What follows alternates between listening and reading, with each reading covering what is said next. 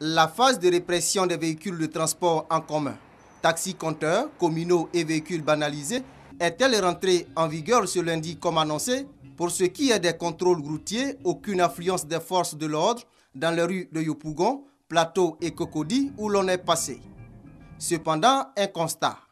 Plusieurs taxis communaux ont garé, de même que les véhicules banalisés communément appelés Waro-Waro. Nous avons constaté que pratiquement nos gares sont à peu près vides par rapport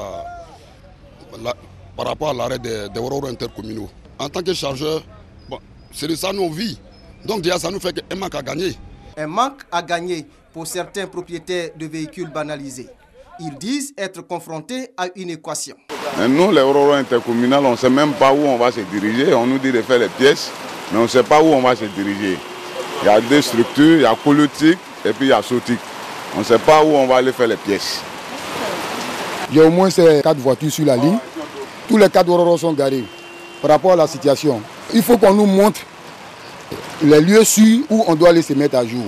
Souvent on nous dit Bénet, souvent on nous dit Sotique, souvent on nous dit Colotique, souvent on nous dit IGTCI. Je ne sais pas où aller se mettre à jour. Ignorance ou manque de communication? En tout cas, l'on retient que l'annonce de la phase de répression des véhicules n'ayant pas les documents administratifs tels que la patente, le certificat de visite technique et l'assurance du transport public voyageur a eu une influence sur le trafic routier ce lundi. Ça fait 1 heure du temps que j'attends ce véhicule ici. Et c'est maintenant que j'ai eu le véhicule. Il faut dire qu'aujourd'hui, il y a trop de monde par rapport à avant. Et surtout à cette heure-là, et généralement, on a les taxis un peu plus facilement à cette heure. Mais à ce moment-là, vous voyez qu'il y a du monde et puis il n'y a pas de taxi. Donc ça veut dire qu'il y a un problème.